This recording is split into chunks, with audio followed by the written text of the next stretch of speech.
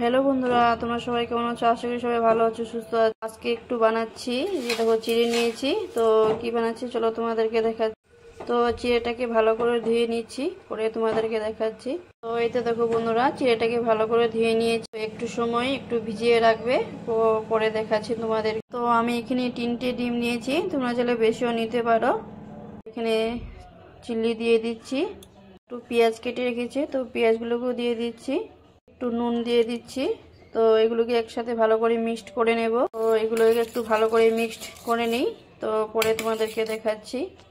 তো এই যে দেখো, এগুলোকে ভালো করে একসাথে মিক্সড করে নিয়েছি। আর এই যে দেখো, চিড়াটাও ভালো করে ভিজে গিয়েছে। তো এর সাথে একটু আটা দিয়ে দিচ্ছি, আর একটু নুন দিয়ে দিচ্ছি, একটু চিনি দিয়ে দিচ্ছি, আর একটু সরষের তেল দিয়ে দিলাম।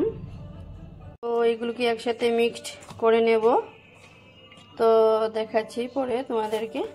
তো চিড়েটা আগে থেকে ভিজিয়ে রেখেছিলাম, তাই জল আর দিলাম না, তাই জল ছাড়াই মেখে নিয়েছি, দেখতেই পাচ্ছ। তো দেখো ভালো করে মেখে নিয়েছি। তো এখন লিচি কেটে নেব। তো এই যে দেখো, মিডিয়াম সাইজে আমি লিচি কেটে নিয়েছি, তোমরা চাইলে ছোট করতে পারো, বড়ও করতে পারো। এখন এগুলাকে বেলে নেব, তো দেখাচ্ছি তোমাদেরকে। এগুলোকে বেলে নিয়েছি, তো এখানে দিয়ে দিচ্ছি। দেখো রুটিটাকে ডিমের ভিতরে দিয়ে দিয়েছি।